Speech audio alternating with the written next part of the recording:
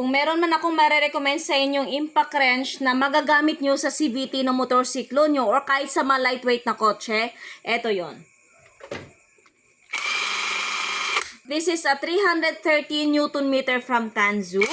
And ang maganda, brushless motor na siya. So meaning, less maintenance, wala na kayong papalitang carbon.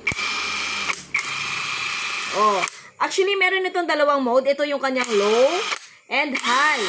Lakas! And then meron siya ditong auto stop.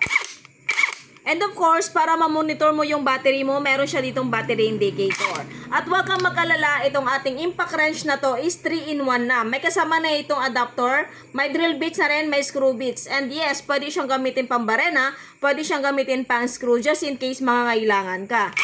O diba, ganyan siya kaganda. Perfect pang CVT nyo, perfect pang gulong ng mga lightweight na kotse nyo. Basta make sure nyo lang na hindi nakamodified yung lug nuts ha. Oh, naka-toolbox na yan ha. Meron siyang toolbox, ganito itsura yung kanyang toolbox. Kompleto na rin sa masakit wrench. So literal na gagamitin nyo na lang. And the best part is, meron siya ditong 1-year warranty. O diba? Kaya sa lahat ng mga merong motorsiklo dyan, kung naghanap kayo ng recommendation ko pagdating sa impact wrench, go for this. 330 Nm, Tanzu cordless impact wrench. Kaya kung gusto nyo magkaroon ng ganito, ilalagay ko na lang yung link nito dyan sa yellow basket. Pumili kayo ng battery. It's either 15 cells or 20 cells, isa or dalawa.